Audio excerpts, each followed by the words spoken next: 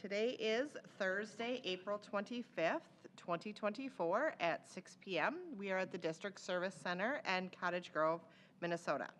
We would like to acknowledge that the land on which we gather is the land of the Mdewakanton Dakota people. Mdewakanton means dweller of the Spirit Lake. Our first item on the agenda is 1.0, roll call. Dana? Ryan Clark. Here. Sharon Van Leer. Here. Eric Tessmer. Here. Pat Driscoll. Here. Melinda Doles. Here. Simi Petnaik. Here. Eva Menchungu. Here. Katie Schwartz. Here. Okay, 2.0, Pledge of Allegiance, please stand. I pledge allegiance to the flag of the United States of America and to the republic for which it stands, one nation, under God, indivisible, with liberty and justice for all. Okay, 3.0 is approval of our agenda. Can I get a motion to approve the agenda? Second. Motion by Melinda, seconded by Simi. Any comments? Hearing none. All those in favor? Aye. Any opposed? Motion passes. 4.0, District Ambassadors, and that will be presented by Superintendent Julie Nielsen. Good evening, and thank you. It's that time of year where our students are busy off doing other things, and so this evening we have with us just one of our student ambassadors, but very excited to be here. I'm going to have her start by introducing herself and sharing which middle school she goes to, as well as her favorite subject in school. So Eva, you want to start us off? Hi, my name is Eva Machungu, and I'm in 7th grade at Woodbury Middle School. My favorite subject would probably be choir. You're going to hear a little bit more about choir at the end. So, Eva, what do you enjoy most about being a student leader? I enjoy the fact that my voice gets put into the part that schools and teachers use to adjust to accommodate their students for learning. And Eva, what is something, and you shared a couple with me, some things that are interesting that are happening at your school right now? It's a busy time. In about a week, my school is going to be having a production of Moana Junior. And another thing that is going on is that my school has recently started a math mentoring program where a bunch of students came together and put their feedback, and so now students who excel at math can help other students understand the topic a little bit better. And for those of you, I think the board knows, but we have a group at Eastridge High School that is the Achievement Gap group, and it sounds like now at Woodbury Middle School they're doing something similar but focused on math. We talk a lot about student voice as you all gather with us together. What motivates you to learn in school? What motivates me to learn in school is knowing that what I learn can be used in the future to help make an impact. And Eva, if you could create a new class for kids, what would that new class be? I would create a class for kids to learn about the environment and wildlife because every year more carbon emissions are released into our atmosphere, and if we don't teach the future generations about it, then it's not going to get any better. And what have you learned about our school district? We did a whole day of touring the school district and learning about the various departments. What have you learned about the school district as part of your representation as a student ambassador? I learned that the school district 833 reaches to thousands of families and even has programs for children under the age of 5 and over the age of 18. Yes, she's correct, and she knows we talked a lot about that. We talked about the numbers of students many times.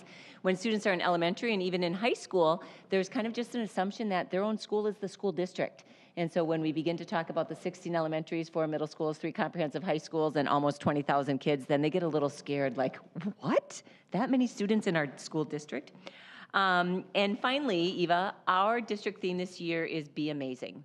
From your experience in our schools, what is something that has been amazing to you and for you? My choir teacher, Miss Lori Sager, in choir, she has introduced me to theater, which has been one of my biggest passions, and she's encouraged me and motivated me to keep going. Thank you, Eva, for being here and having such a nice, confident voice up in front of the board. Let's give Eva just a round of applause for being here tonight.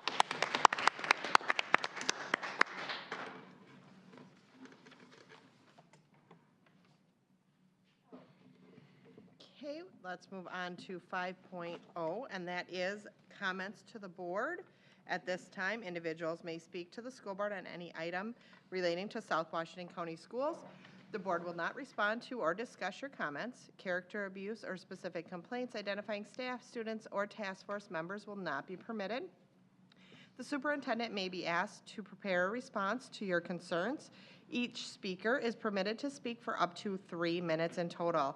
At 3 minutes, the microphone will be turned off and we will move on to the next speaker or next agenda item. It does not look like we have any speakers tonight. Dana, any? No?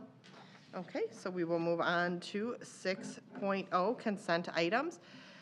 All consent items are considered routine and non-controversial by the school board and will be approved by a single motion. There will be no separate discussion of these items prior to the meeting. Board members have had the opportunity to review each of these items and may request that any item be moved to an action item for individual consideration. Can I get a motion to approve the consent? So moved. Moved by Simi, seconded by Pat. All those in favor? Aye. Any opposed? Hearing none, motion passes. Okay, 7.0 is information items. 7.1 is our proposed 2024-25 nutrition service budget, and that will be presented by Dan Pine, Executive Director of Finance and Operations. Good evening, Chair Schwartz, members of the school board, Superintendent Nielsen, and our student board member. Tonight we will be presenting the school nutrition budget. This is the start of the budget presentations. We'll have the board listen to the school nutrition this month. Next month, listen to the community services budget. And then in early June, they'll listen to the full budget of the school district as we're working on those. Tonight, it will be presented by the Assistant Director of School Nutrition in our district, Bobby Jo Grummins, and our School Nutrition Supervisor, Carrie Botnan. I told Bobby Jo, well, first I want to say that we're very, very fortunate to have the leadership we have in school nutrition. If you could see what they do on a daily basis, between Wendy Peterson, our director, and Bobby Jo and Carrie, they're outstanding. We're very lucky to have them in their positions, and they really keep things moving. Of course, I bugged Bobby Jo to put a joke in, and I don't think she did, even though I gave her some good ones. But I did think of one story, as Sharon's here tonight, because it's draft night, and I know some people want us to get done early so we can see the draft. I think about the Vikings, and when the story that I grew up in St. Peter, and I have a friend whose dad was an ardent Vikings fan. And St. Peter was far enough west where we probably only had one Green Bay Packer fan in the whole town, and that was my father. But this guy told him as he's talking to his dad, and his dad was in his last days, and his dad said, could you do me one favor after I pass away? And his son said, sure, Dad. And he said, can you find 6 Minnesota Vikings to be my pallbearers? And he said, I guess so. He goes, why? And he goes, I want them to let me down one more time. With that, I'll turn it over to Bobby Jo and Carrie. Well, thank you so much, Dan, for that introduction. Good evening, Chair Member Schwartz, school board members, Superintendent Nielsen, and Student Ambassador. We're here tonight to share our 2024-2025 proposed budget for nutrition services. I'd like to kick us off by breaking down those individuals who are representing the office staff for nutrition services, and that is Wendy Peterson, our Director of Nutrition Services, who is unable to be here tonight, Bobby Jo Grummins, our Assistant Director, and myself, Carrie Botnan, Nutrition Service Supervisor. The three of us work as an admin team and do all of the hiring for our 23 school sites and all of the supervision for those staff members.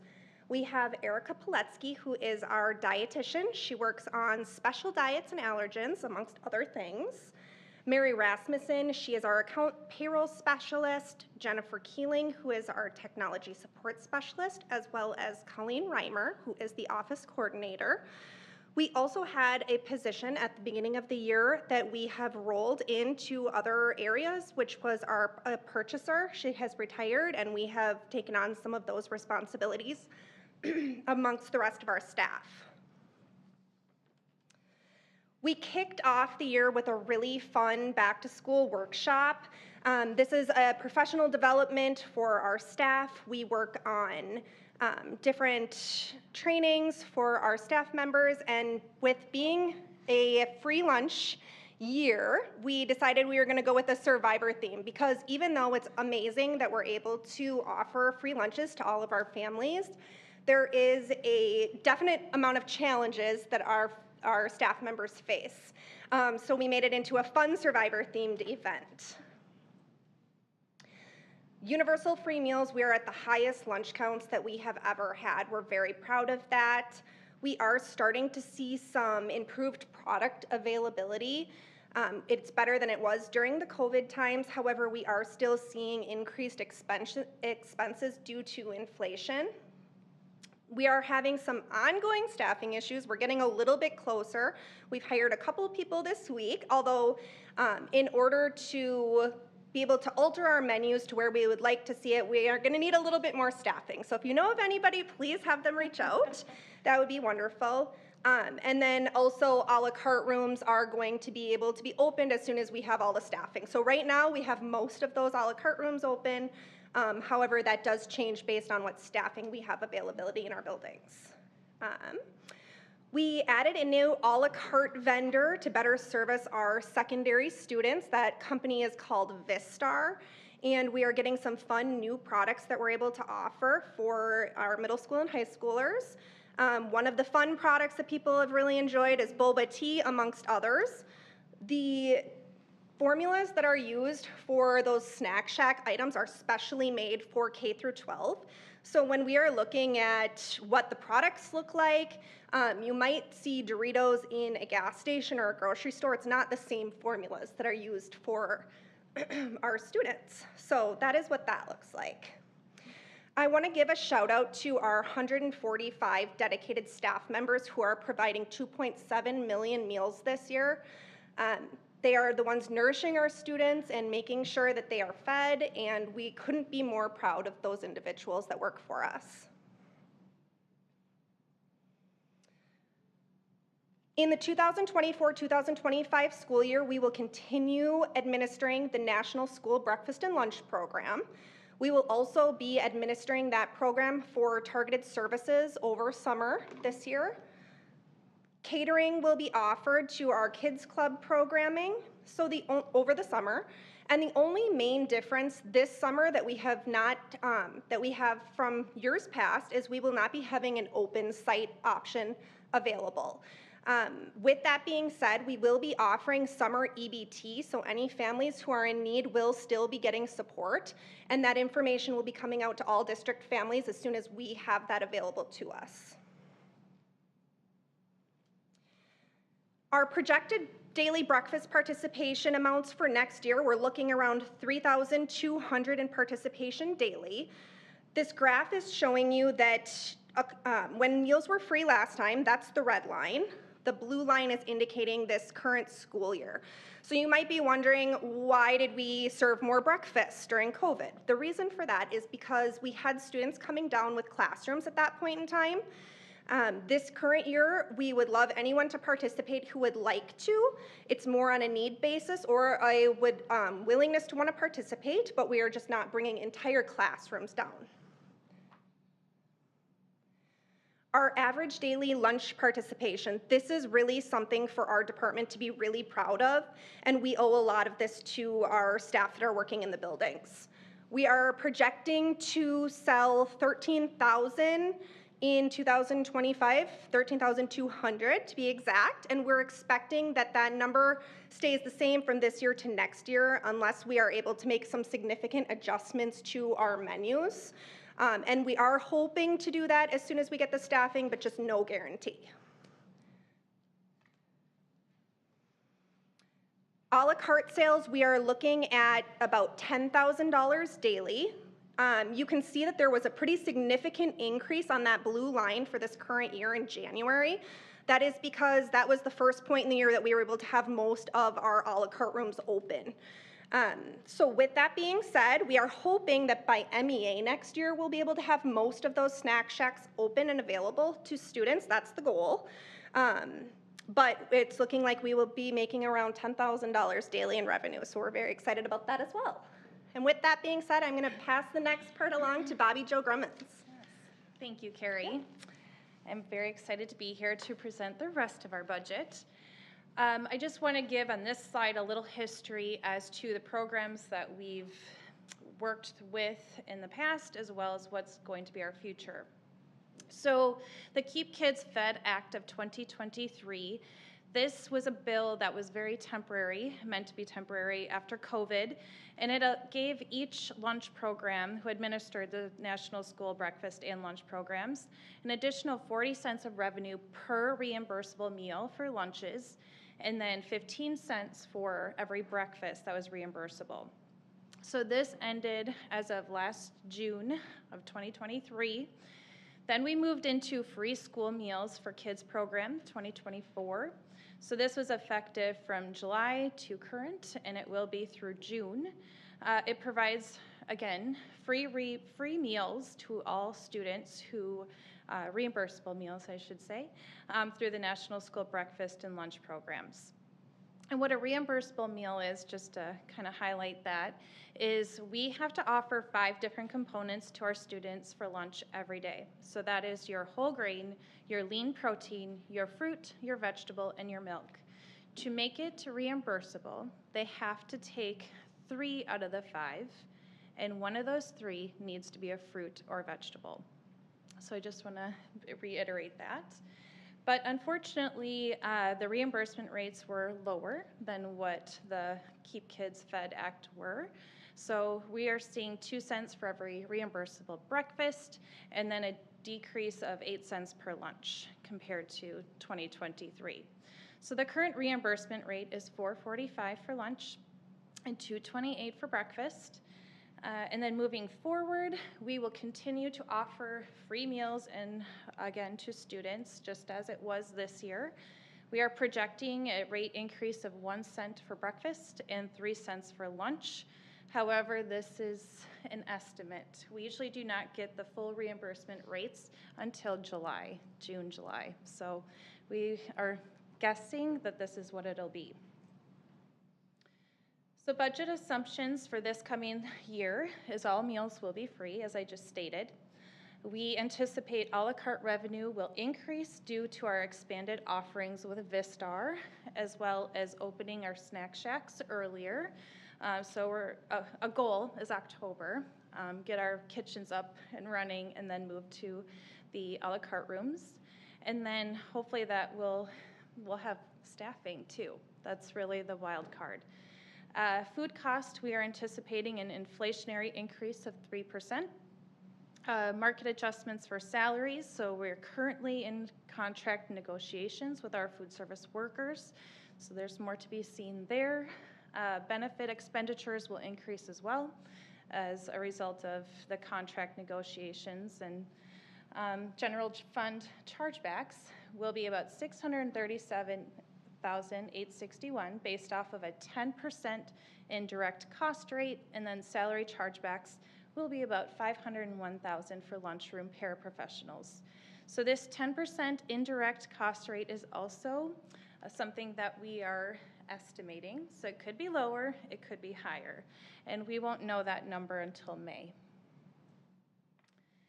So our revenue summary here is for breakfast. You're going to notice that we are proposing a decrease in revenue with breakfast. And this is because we will have fewer days of school next year. So we'll be losing revenue for about 3 days. And then lunch, the same thing. So when we are losing 3 days, we won't have the revenue. Summer will stay steady at $12,000. A la carte, like we keep saying, I feel like, a la carte will increase, again, because of the offerings, hopefully having the staffing to keep these a la carte rooms open at our secondary levels, and just having more variety. The other / interest, this revenue is coming from Kids Club, who we help cater, catering in general, as well as any interest payments. So we are projecting our total revenue for school year 25 to be $13,407,000. Our expenditure summary, so salaries, we are anticipating an increase. And this again is because of negotiations. So we're banking on an increase in wages across the board for our staff. Also, it is PD days, so we're gonna have more professional development days, so that will also bump up our cost or our wages. Fringe benefits, we are also anticipating an increase, again, like I said, with the contract negotiations and just in general, usually they increase. Purchase services, so these things could be our printing, it could be some things in this are towels, we're now doing hot pads, some of those services that we're paying for, so that'd be a little uptick in that. Food and supplies, we anticipate it going down again because we're losing 3 days of serving meals, so that will of course go down as well. Equipment, we have dropped by $100,000 for our budget as a result of the bond passing. So a lot of our kitchens will be receiving new equipment from the bond, so which again alleviates the need to purchase things at this moment. Other is $18,000 in chargebacks, as I went over the last few slides, will be $1.1 million. So our total expenses for school year 25 will be $13,341,000.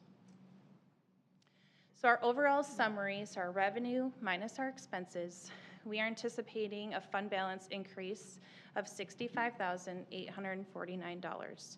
So that will bring us to our projected fund balance total of $3.7 million.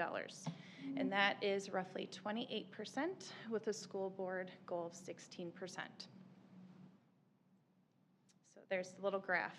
So each year we're just, we're making little strides at each year. So trying to at least do a break-even budget if we can. So that's that.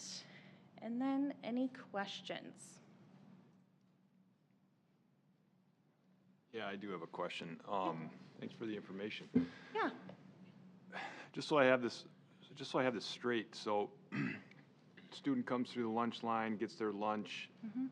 When they check out, there must be somebody then that has to determine or regulate that they have the proper items on their tray. Is that correct? Correct. That's our Okay. cashiers. And then they basically log the meal, Correct. and that information gets sent into the state for reimbursement. Is that basically how it works? Correct. Yep. Okay. So our That- Primero Edge program, Okay. yep, will capture all of the numbers for each school. Okay.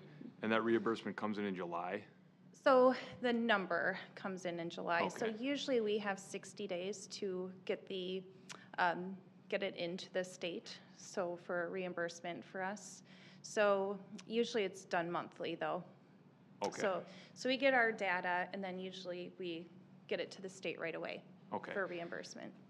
And I guess I just didn't follow the reimbursement rate, and that's probably my fault, Oh, but, no, it's confusing. I mean, for a particular lunch, it doesn't necessarily matter what the student puts on the tray as far as the cost, or how does that work? I mean, as far as the cost to the Yeah. district versus what we're being reimbursed for? So no matter what they have on their tray, if they take all 5 items or they take 3, the reimbursement is the same. Okay. So we get that $4.45 for a lunch or $2.28 for breakfast. So, I mean hypothetically then, if a student's taking all 5 items, we maybe aren't getting reimbursed Right. all the way for it. Right, yep.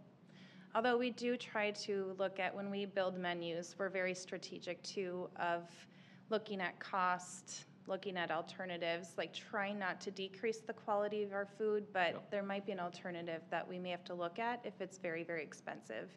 Or for example, orange chicken is very, very expensive, but then we may counter it with a pasta day, which kind of Sure. balances it out in the end.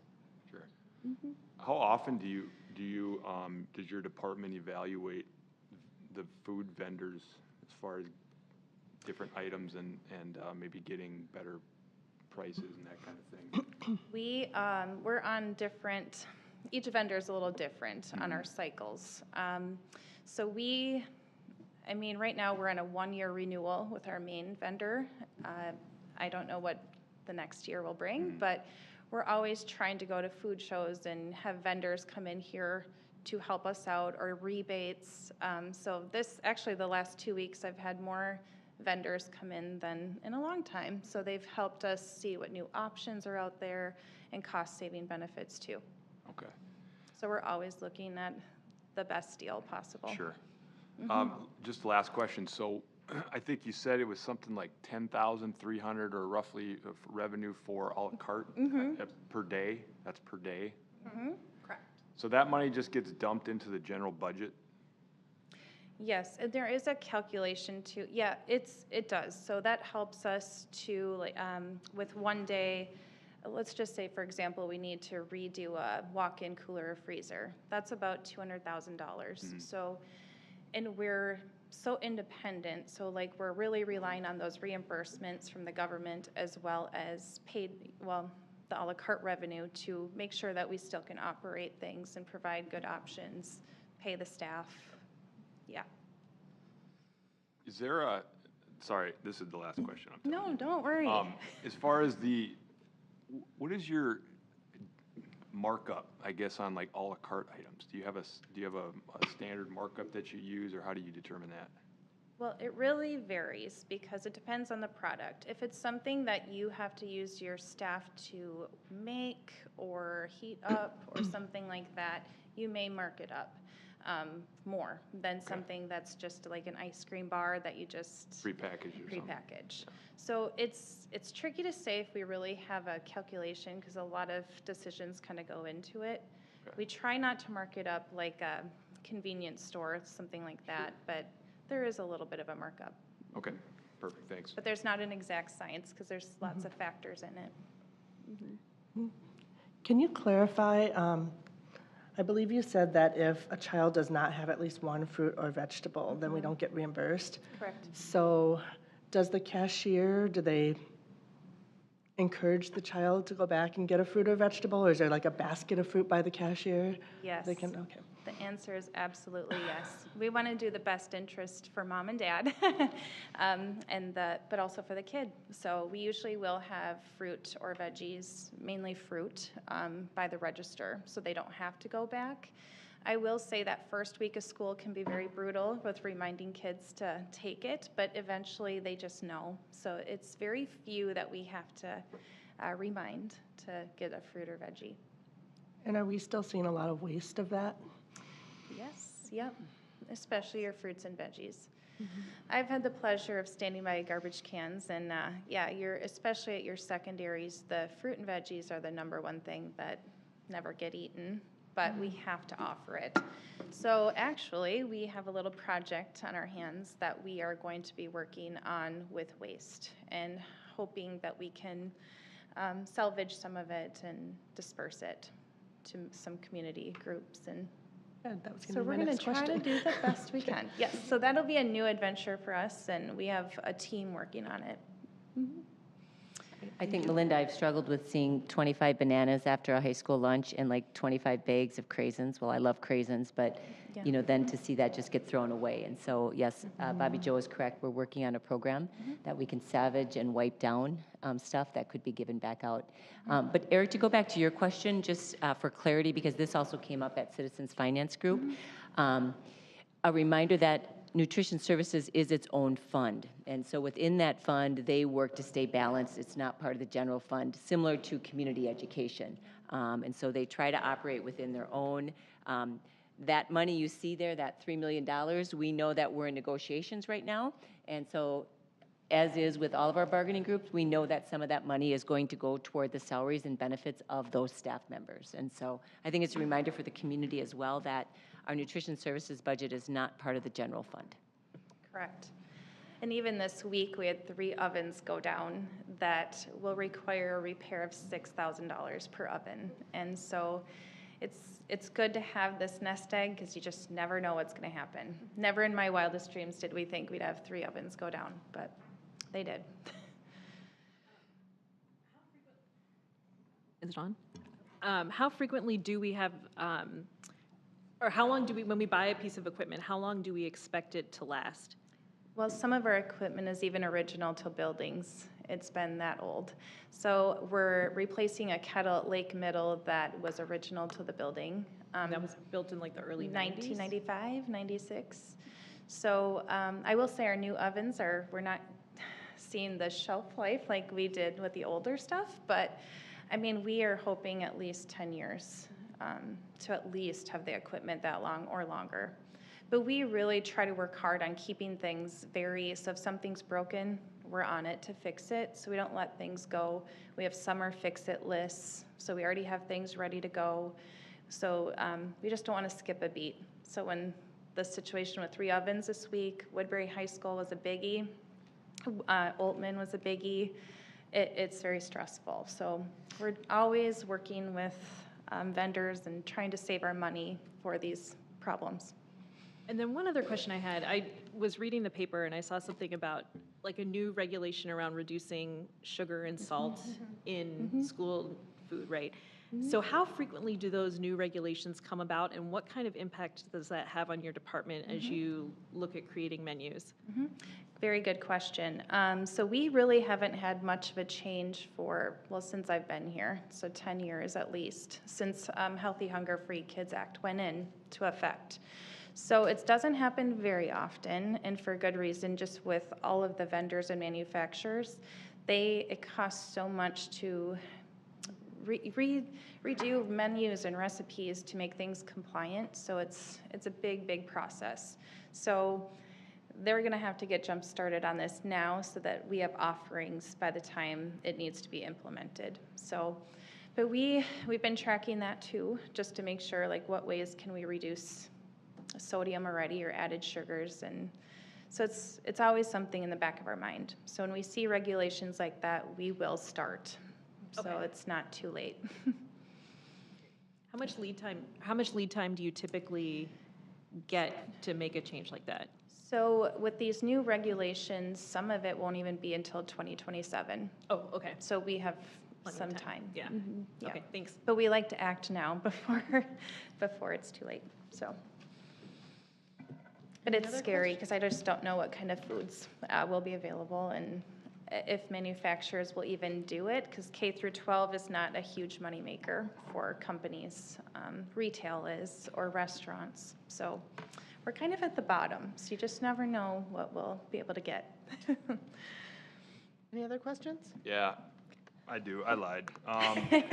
So the National School Breakfast and Lunch Program, the reimbursement comes from the state government? Most of it from the federal. From the federal And then the government. state kicked in for the free breakfast and lunch, so for the paid kids. Okay. So they are already kicking in some money for reduced. So free always had the free reimbursement no matter what. Yeah. Reduced, they gave an extra 40 cents, and now they're paying the extra for everyone. Okay. So the state is supplementing the federal. Yeah. Yep. The state is supplementing the federal. So Yep. the reimbursements always came from the federal. States is just taking up the difference. It's only our state, other states are doing it, but our state is paying for the difference. Yep, they're paying the difference. So to clarify, Dan, so the 445 comes from, is that all from the federal government, or is that like $4 from the federal government and 40 cents from Minnesota? That's the feds. That's the federal government. And then there is an additional, so there's an additional, and that's for every student. That's for As those long that as- qualify for free. Oh, that's just Yeah. for the free and Yeah, reduced, and- free and reduced lunch Yes. students, okay. Yes. And then there's the 40 cents that the state has always been paying for the reduced lunch students. So they're kind of supplementing and kicking in. Okay, and so For that now the difference. state is covering the cost for families who weren't getting any reimbursement. Yes. So, So think of it as like instead of the parent paying, they're picking up that portion. okay, so if the meal was like $3.50 or something, that's what the state is kicking in, or what, They're giving a flat rate, so, per meal? yeah. Okay. Thanks. Yep. Are you able to, I mean, I guess my question is food prices have gone up significantly in the last 3 years, so how are you able to handle that as far, 'cause I don't know, I mean, those reimbursement rates cover what you guys pay for a meal or expend on a meal? Not always. I mean, so far, We're doing all right, though. Yeah, and it's because mainly we are able to survive too, or make a little bit or break even more so, because of the volume of kids that we're serving. Yeah. So that really helps us out tremendously. And then some school districts do not do the offer versus serve too, so sometimes they just give all the components and don't give kids choices where we do. So then that kind of helps our bottom line too, because most kids do not take all 5 things. Most don't. And then the à la carte helps us supplement also. So we can do more of the fun things. And then I should say too, which we don't have in here, is our DOD. So we roughly get about $700,000, which I kind of think of it as like monopoly money. So it comes in and it goes out, but we put a lot of that money into our fruits and veggies. So that also helps with bring our food costs down. So our volume, and that's based off of how many kids we've served the previous year, and then they do a percentage and give us money for that. So each district gets a piece of money. So that also helps our bottom line. Is that funding still continuing with the free lunch program? Okay. And we have been able to strategically do it enough where we get free, fruits and vegetables from September to May. So we calculate it out and it helps. So then we're able to offer, like the other day, Julie, I know you said you saw the watermelon. That's partially what's great. We can get different fruits and veggies thanks to those funds and dollars. You just said that if you time it right, it covers the entire school year for fruits and vegetables? We do also have another produce vendor that we use as well. Yep. Okay. But very rarely do we. I mean, we might dip into it, or if they have other options that maybe the DOD doesn't, we'll proceed with that too. But, Thanks. but it's really great. And then we put the rest of the money into ground, like beef crumbles, where we make our own taco meat and sloppy joes, things like that. The à la carte, is that also if a kid gets like a second lunch, is that do you include that in that à la carte Yes. amount? Yep. Anything outside of that reimbursable meal is Are we considered seeing à la carte. more second meals now that a first meal Yes. is? I would say I know yes. my kid eats, Mine too. probably spends $5 a day. I'm always kicking in But, another yeah. 20. Yes, so we are seeing the uptick of spending that way too. But if a kid gets too out of control, parents can monitor it, and put restrictions on. I have one more question that was related to what I was asking before. So with the fruits and vegetables, if, say something were like tacos, where there is lettuce and tomato on it, does that get counted as 2 vegetables then? I kind of think of it as the little square in that, so if it fills a square and it's a condiment like that, that counts. So it's a half cup is what the kid needs to get through the line. So if it is the lettuce and tomatoes and it fills the square in the tray, that's perfect. That's all we need. So like, We need an extra thing then. They wouldn't need an extra thing. so like the sauce from Italian Dunkers is the vegetable? It credits a little bit. Oh, yeah. a little bit, okay. But they could have that and maybe 2 slices of apple. So we kind of think about it, you have to combine it, fruits and Oh, okay. veggies. And then if it equals about a half cup, you're good to go. Okay. Or like potatoes, like if we have a potato day, every kid is going to have a veggie or fruit. Okay. So smile fries, they count as a veggie. Yeah. Potato rounds. So. But we try to do salad bars for that reason too. So kids aren't if they don't like apples, there's something else that could be offered. And we try to do different types of fruits and veggies. So it could be canned, or if you have braces or are missing teeth, we're very mindful of that too, to have the variety. Thank you. Yes, thank you.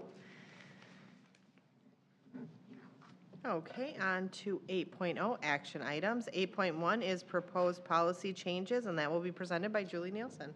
Thank you and good evening. The following policies that have been brought forward this evening were reviewed and revised to reflect updates in Minnesota statutes, the definition of terms, legal references, as well as cross-references. Our Board Policy Committee has reviewed those policies. At our last meeting on April 11th, our workshop meeting, board members had the opportunity to review those policies as well. This evening, I am asking for approval on the 8 policies: 425 teacher induction, 426 evaluation of staff, 426.1 job description, 428 staff ethics and conduct, 429 staff technology acceptable use and safety, 430 anti-nepotism, 509 enrollment of non-resident students, and 524 student technology acceptable use and safety.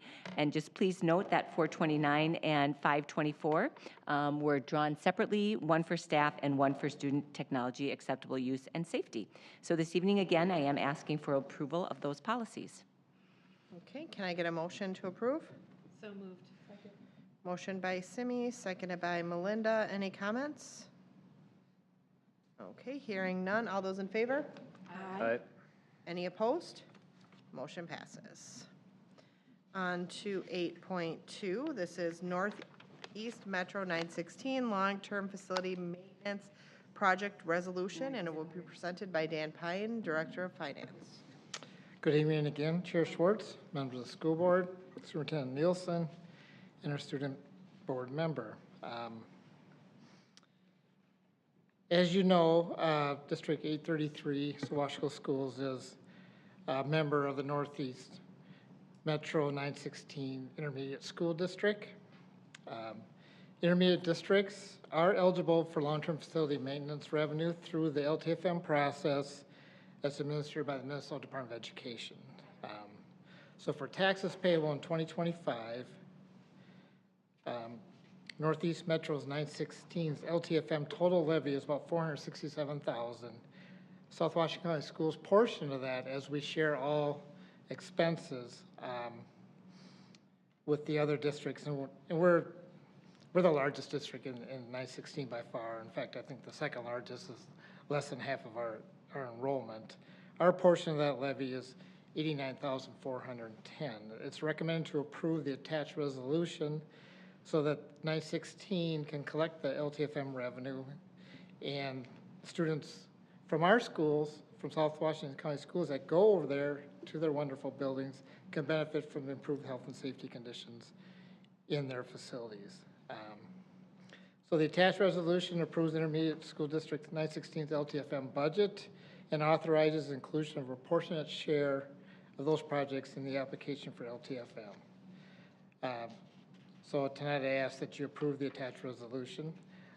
If you're wondering, our LTFM application will be probably coming in June as we put that together, maybe even in May, and it's a little more complicated than this one, but they need to have this one done as quickly so that they can get it to their board and hit their deadline. With that, I ask for approval of the resolution. Can I get a motion to approve? So moved. Moved by Simi, second. Second. Seconded by Melinda. Any comments? Dan, I had a question. So we're paying about 20% of the total LTFM for the intermediate district? And is that because that's just how big we are compared to all of the other districts that are in there? Yeah, most of it's based on enrollment. There's some of the formula includes some property values and things like that, but.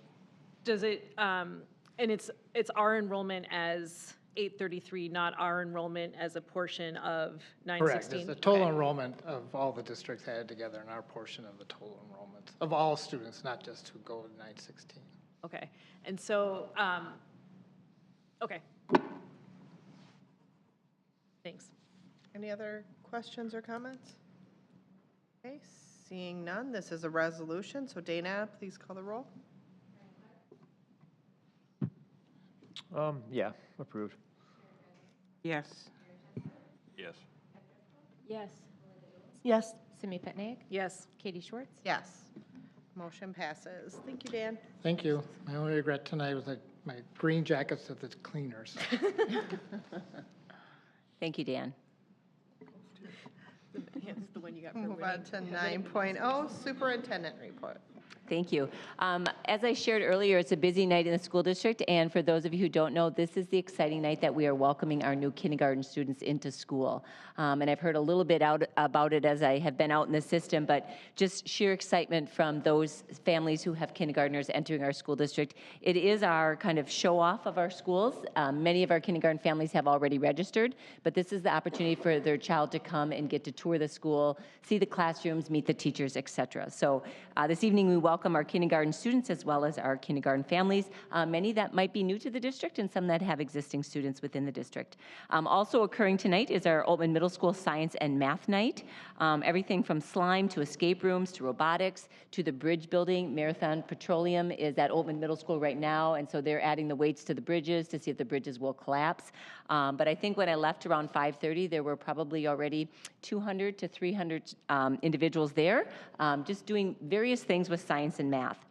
Also today, Christine Schaefer and I had the opportunity to attend what's called Career Skills Day, and that is for our students with unique needs. They had the opportunity to try out interviewing, to be able to meet other students from 12 school districts.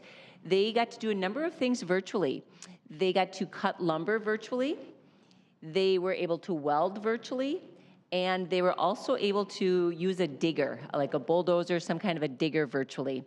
And after the teachers helped them, start cutting the board and they finished the board and they finished the next activity, the teacher and the leader would say, "Would you like to try that again?" It was an instant no. It's really strange cutting a board virtually, as the teacher said, "I'm going to hand that back to you." And really, he doesn't do anything but slide the board back, but virtually, it looks like they're actually doing it. But really, just a great opportunity for our students to get out, to meet other students, to practice interviewing skills, and just to be out in the community and reinforcing those job skills.